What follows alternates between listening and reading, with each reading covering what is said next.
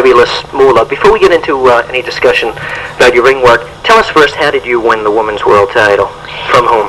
Well, Bill, first I won a girls' elimination tournament in Baltimore, Maryland, and out of 13 girls, I was the winner.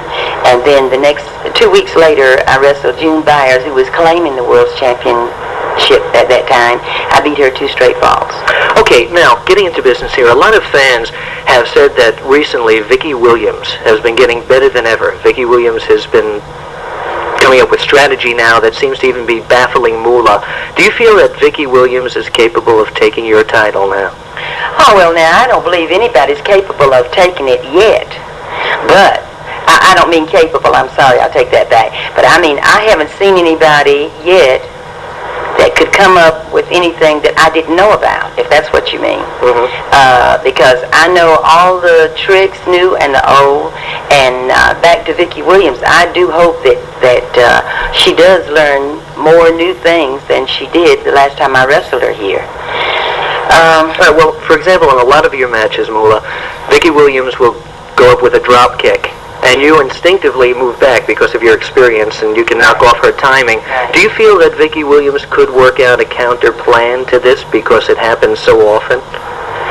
Gee, I don't know. I really hope she doesn't, but I know that she is a good opponent, and I really look for good opponents. I enjoy wrestling good opponents, is what I'm trying to say.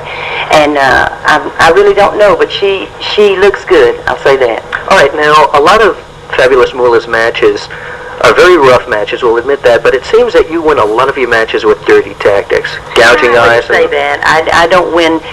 Can you ever remember me pinning anybody with a dirty hole? Well, not pinning with a dirty hole. Not pinning them with them, but I do remember you gouging eyes and...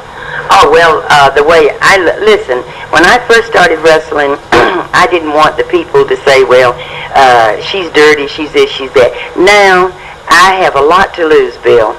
I have the World's Championship, I have the belt. You just think you're more aggressive than... And no, I just say that I just say that I'm the best, and I win any way I can and when I can. But I wouldn't say that I do it dirty.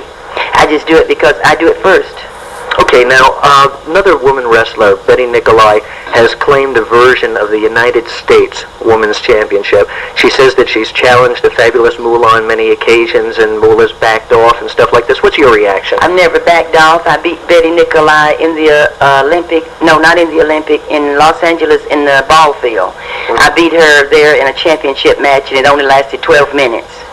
And as far as the United States champion, that doesn't interest me. I'm the world's champion, and that's the only thing I'm interested in. Okay, now a lot of the fans, especially around the East Coast,